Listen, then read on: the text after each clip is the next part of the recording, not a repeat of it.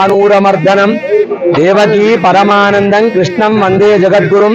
ప్రియ భగవద్ బంధువులారా, శ్రీ యాదగిరి లక్ష్మీ నృసింహస్వామి వారి యొక్క దివ్యక్షేత్రంలో అత్యంత వైభవపేతంగా కనులార పండుగగా నవాన్నిక బ్రహ్మోత్సవములు శ్రీ పాంచరాత్ర ఆగమ శాస్త్రానుసారంగా అద్భుతంగా నిర్వహించుకోవడం జరుగుతుంది.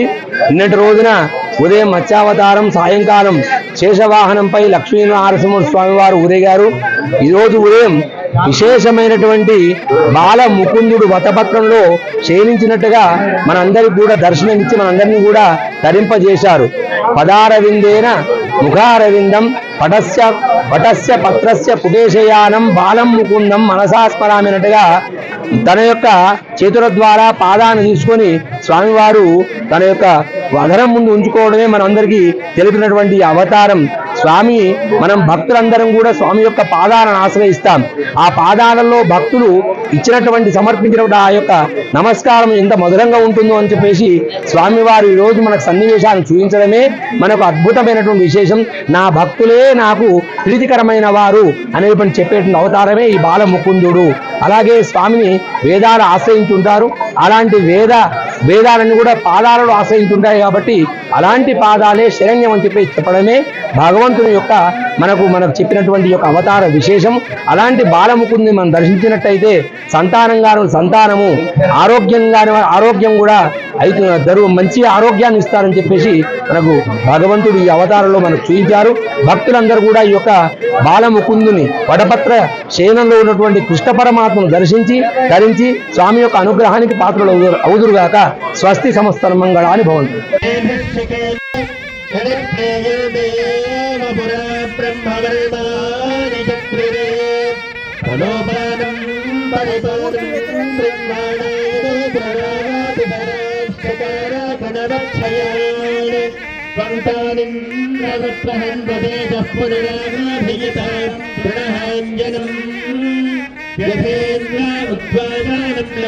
చక్రే ఆధస్పదం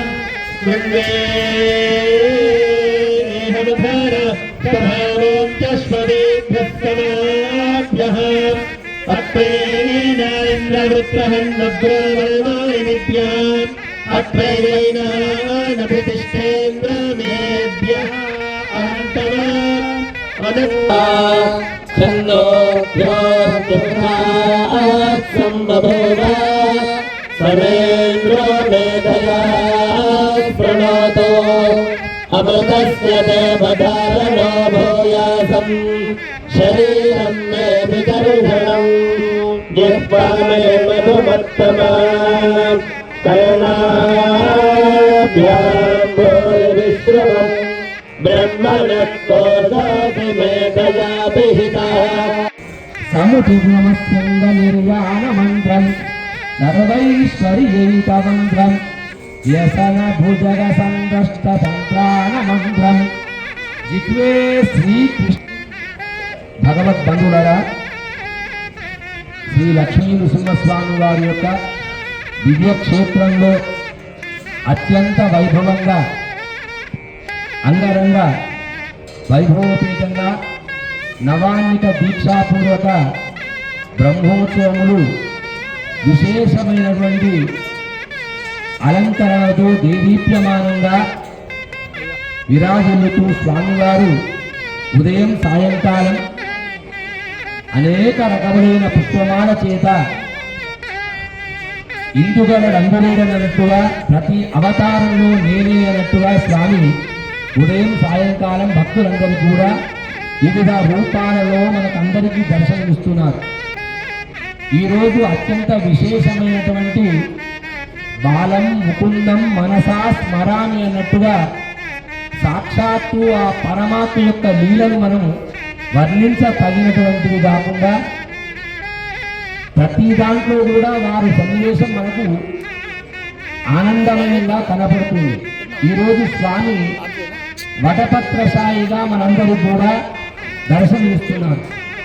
స్వామి ప్రళయకాలంలో ఎక్కడ చూసినా కూడా మొత్తం నీరే, భూమి అంతా కూడా నీరు ఆక్రమించి మొత్తం ప్రళయ భయంకరంగా ఉన్నటువంటి ఆ యొక్క సముద్రంలో స్వామి అలిసిపోయి దిక్కు తెలియక ఆ యొక్క ఒక మర్రి ఆకు పైన స్వామి చిన్న ముకుండునిగా బాలునిగా ఒక వేలు బుడన వేలును నోట్లో ఉంచుకొని స్వామి మనందరికి కూడా దర్శనమిస్తున్నారు. అలాంటి సమయంలో మార్కండేయ మహర్షి ఆ సముద్రంలో ఈదుకుంటూ అతనికి ఒక దూరంగా ఒక వట్టపత్రం కనబడుతుంది, మర్రి ఆకు. ఆ మర్రి ఆకు పైన నీలమేఘ శ్యామవర్ణంతో కూడుకున్నటువంటి ఒక చిన్న బావి కనపడతాడు. ఏంటి సముద్రం అంతా కూడా ప్రళయ భయంకరంగా ఉన్నటువంటి సముద్రంలో స్వామి ఒక చిన్న రూపంలో ఉన్నాడని చెప్పేసి ఈదుకుంటూ వెళ్ళి ఆ ఆకు దగ్గరికి వెళ్ళగానే ఆయన యొక్క ఉచ్ఛ్వాస నిశ్వాసలకు ఈ యొక్క మార్కండేయ మహర్షి అతని యొక్క ఉదయంలోకి వెళ్ళిపోతాడు. వెళ్ళి ఆ లోపలికి వెళ్ళినంత మాత్రములోనే ఆ బాలుని యొక్క ఆ యొక్క కడుపులోన ఎన్నో అతల దితల సుతల తడాతల రసాతల మహాతల పాతాళాట భూలోక భూర్లోక స్వర్లోక మహర్లోక జనలోకములు పర్వతములు నదీనదములు సముద్రాలు వృక్షాలు ఎన్నో అతని యొక్క ఉదయంలో కనబడడం ఆశ్చర్యం వేస్తుంది. ఏంటి ఈ చిన్ని బాలుడేంటి, ఇతని యొక్క భూలోకాలు భూలోక అన్ని కూడా ఉండడం ఏంటి ఆశ్చర్యపోతాడు ఆ మార్కండేయ మహర్షి. అందుగురించే పతిం విశ్వస్యాత్మేశ్వరకం శాశ్వతకం శివం అచ్యుతం. శివం అంటే మంగళపరమైనటువంటి ఆ భగవంతుడు అనేటువంటి వాడు యొక్క ప్రపంచానికే భర్త భరించేటువంటి వాడు. అలాంటి ఈ విశ్వాన్నంతటిని కూడా తన యొక్క ఉదరంలో ఉంచుకొని ఆశ్చర్యాన్ని కలిగించేటువంటి నృత్యంగా చెప్తాడు. బాల రసాల పల్లవంపై వటపత్రము దానిపైన నీల గణాభమూర్తి నిద్రపోయింది చిన్న పాదము అని చెప్పేసి చెప్తాడు. ఎలా ఉన్నాడంటే ఆ స్వామి ఒక నీలమేఘ శ్యాముల్లాగా ఉన్నటువంటి ఆ చిన్ని బాలుడు ఒక పత్రం పైన పడుకుని ఉన్నాడుట. ఎలా పడుకుని ఉన్నాడంటే చిన్న ఉశ్వాస నిశ్వాసనం తీస్తూ ఆ యొక్క సముద్రం యొక్క హోరు ఏ విధంగా వినబడుతుందో అదే విధంగా ఆ యొక్క బాలుని యొక్క ఉచ్ఛ్వాసము నిశ్వాసము కూడా ఆ విధంగా చప్పుడుతోని యోగ నిద్రలో ఉన్నటువంటి బాలు ఉన్నాడు. తామరాకు అనేటువంటిది భగవత్ స్వరూపం. అలాంటి ప్రకృతి స్వరూపమైనటువంటి దాని పరమాత్మ దాని మీద కూర్చున్నాడు. ఎప్పుడు కూడా నేను అనేటువంటిది ఉన్నట్టయితే అది మునిగిపోతుంది. నేను కాదు అంత నీది అనుకున్నప్పుడే అది స్థితప్రజ్ఞగా ఉంటుంది.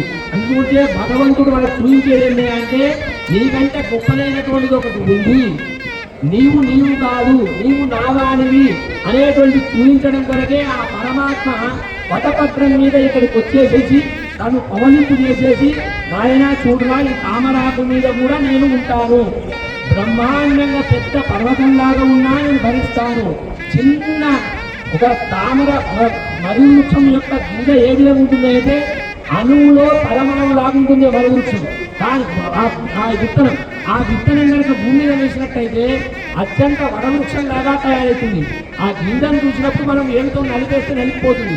కానీ అది వరవృక్షం లాగా తయారై కూడలు ఆకులు తయారైనాక దాన్ని చేయడం చాలా కష్టతరమైనటువంటిది. పరమాత్మ ఆ విధమైన స్వరూపం చూపించడం కొరకే ఈరోజు అతను మర్రి వృక్షం మీద ఉన్నటువంటి ఆకు ఉన్నటువంటి ఆ యొక్క దాని మీద శయన కల్పంలాగా పవనించి యోగ నిద్రలో స్థితప్రజ్ఞలతో ఉన్నటువంటి స్వామి ఈరోజు బాలం ముకుందం అలాంటి వలపత్రం మీద ఉన్నటువంటి వాడు. ఎలాంటి వాడు అంటే కరారవిందేన పదారవిందం ముఖారవిందే విన్వేషయంతం వటస్య పత్రస్య పుటేశయానం బాలం ముకుందం మనసా. స్వామి తన గోళ్లను ఒక ఆయుధలాగా చేసుకొని హిరణ్యకశిపుని సంహారం చేశాడు. కానీ ప్రహ్లాదుడు రాగానే నానా వచ్చావా రారా అని చెప్పేసి తలని తను దగ్గరికి తీసుకొని కూర్చోబెట్టుకున్నాడు. ఈ చేతులే పద్మాలాగా అయిపోయాయి ప్రహ్లాదుని దృష్టిలో. హిరణ్యకశిపుని సంహారం అప్పుడు అవి ఆయుధాలయ్యాయి. అలాంటి స్వామి యొక్క ఇక్కడ చెప్తాడు కరారవిందేన పదారవిందం. కర అరవిందములు అంటే పద్మములు లాంటి చేతుల ద్వారా పదములైనటువంటి అరవిందాన్ని పట్టుకున్నాడు స్వామి. పదారవిందేన ముఖారవిందం. ఆ పాదాన్ని తీసుకొచ్చి ఏం చేశాడు, తన యొక్క నోటి దగ్గర పెట్టుకున్నాడు. ఆ ముఖం కూడా స్వామి యొక్క ముఖం అత్యంత వర్ణాతనం, అది వర్ణించడానికి మనకు శక్తి ఉండదు. అలాంటి వర్చస్సుతో కూడుకొని ఒక పద్మంలాగా వికసించినటువంటి ఆ ముఖ అరవిందం. అలాంటి బాలం ముకుందం. ముకుందుడు అంటే ఎప్పుడు కూడా పద్మం ముకులించు, సూర్యుడు వేయిస్తున్నప్పుడు పద్మం వికసిస్తుంది. అలాంటి ఎప్పుడు కూడా చిరునవ్వుతో ఉండేటువంటి ఆ యొక్క కృష్ణ పరమాత్మ, అలాంటి స్వామిని మనమందరం కూడా ఇక్కడ కూర్చొని సేవిస్తున్నాం. ఎట్లా అంటే ఎవరైతే స్వామి యొక్క తాలి బొటన మీద ఎందుకు పెట్టుకున్నాడు అక్కడ అంటే, స్వామి దగ్గరకు వచ్చి మనం ఏం ఆశ్రయిస్తాం, స్వామి పాదాలను ఆశ్రయిస్తాం. ఎప్పుడు కూడా భగవంతుడి దగ్గరకు వచ్చినప్పుడు మనం ఏం చేస్తాం, స్వామి పాదాలను దర్శించుకోవాలి. నగరమనిష్టోస్తి నచాత్మవేది నా భక్తిమాన్ త్వచ్చరణారవిందం అకించనోనన్య గతిశరణ్య తత్పాదమూలం శరణం ప్రపద్యే అని చెప్తాం. స్వామి మీ పాదాలు తప్ప నాకు ఇంకోటి అవసరం లేదయ్యా అంటాం. అంటే ఇది అనన్యగతి, అంటే ఎప్పుడు కూడా నీ పాదాలే నాకు రక్ష, నీ పాదాలు తప్ప నాకు ఇంకోటి అవసరం లేదు అని చెప్తాం. ఎవరు వచ్చినా దర్శనాలు రాగానే ఫస్ట్ ఈ 2 చేతులు ఒకసారి ఆ స్వామి యొక్క పాదాలకు ఇట్లా అనుకుంటాం. అంటే ఆ పాదాలను ఆశ్రయిస్తే భగవంతుడు మనం ఎప్పుడు కూడా చూస్తూ ఉంటాడు అని అర్థం. ఉంటాను ఈ కాలచక్ర భ్రమణమంతా కూడా నేనే అని చెప్తూ చూపించేటువంటిదే ఈ చక్ర భ్రమణం. కాబట్టి ఒక ఓంకార స్వరూపంలో ఓ చక్ర వలయంలాగా ఉన్నటువంటి ఆ పరమాత్మను మనం దర్శించడం మన అందరి యొక్క మహద్భాగ్యం. నిన్నటి రోజున స్వామి శేషవాహనం మీద ఉన్నాడు. శేషవాహనంలో ఉన్నటువంటి స్వామిని దర్శిస్తే ఏమైంది, సర్పదోషాలు, భుజదోషాలు, కాలసర్పదోషాలు అన్నీ కూడా నశించిపోతాయి స్వామిని దర్శిస్తే. నిన్న ఉదయం దర్శించిన మత్స్యావతారాన్ని దర్శిస్తే మన జ్ఞానం వస్తుంది, సద్బుద్ధి కలుగుతుంది, మంచి సర్వ వాస్తు దోషాలు పోతాయి. అలాంటి మత్స్యావతారాన్ని నిన్న ఉదయం దర్శించాం, సాయంకాలం శేషావతారాన్ని దర్శించాం. ఈ పూట బాలం ముకుందం, ఆ ముకుందుని దర్శిస్తే చక్కని సంతానం కలుగుతుంది, పిల్లలు మంచి బుద్ధివంతులైన పిల్లలు పుడతారు. కాబట్టి ఈరోజు మనం అందరం కూడా ఆ లక్ష్మీ నరసింహస్వామి రూపంలో ఉన్నటువంటి ఆ కృష్ణ పరమాత్మని, ఆ బాల ముకుంది మనందరం దర్శించాం.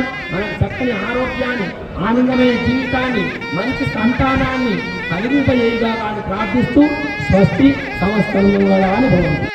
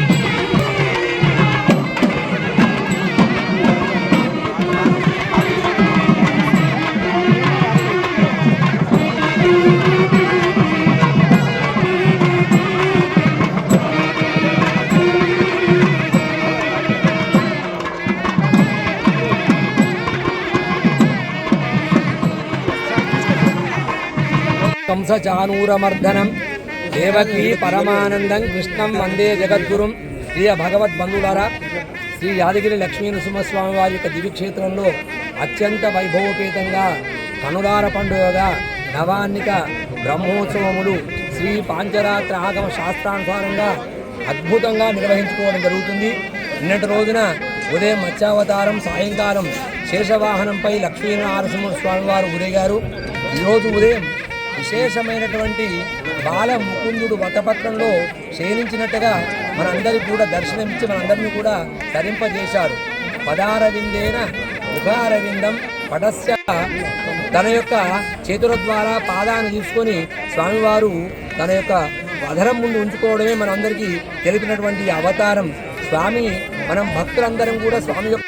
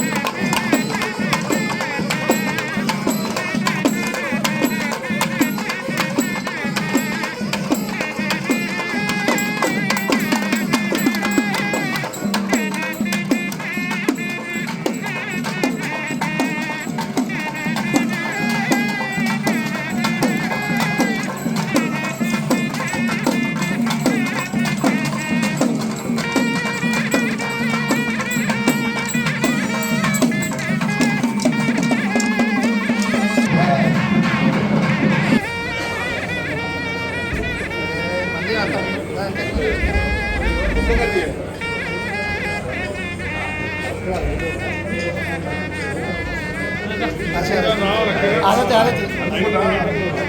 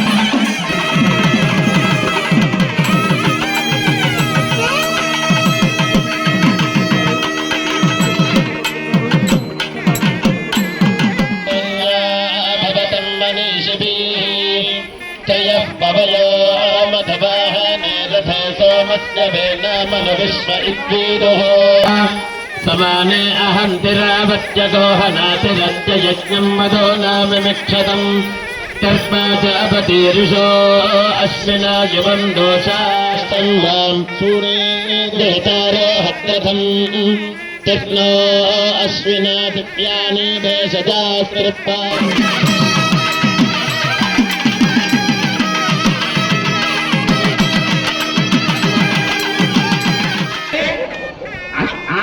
ఆదిరంత్రేణ సహేత అని చెప్పేసి వ్యాకరణం చెప్తుంది.